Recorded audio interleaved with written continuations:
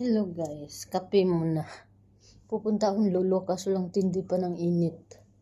Mamaya magkape na lang muna ako tsaka hugasan ko mga bote na alaga ko. Ang init sa labas.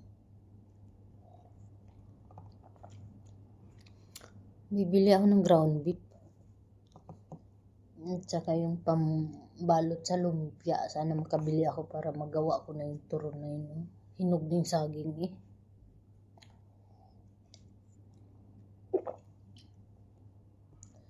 Nagkakape ako pang tanggal sa antok.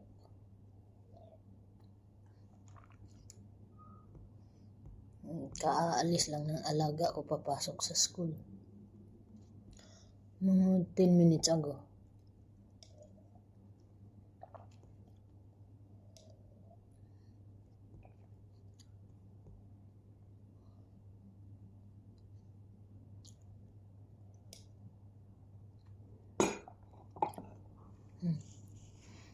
Magkape na muna.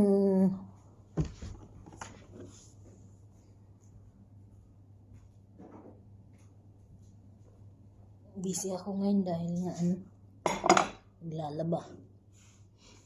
Kanina lumabas ako, wala namang mabiling ground beef sa Viva. Lalagay ko dun sa gulay.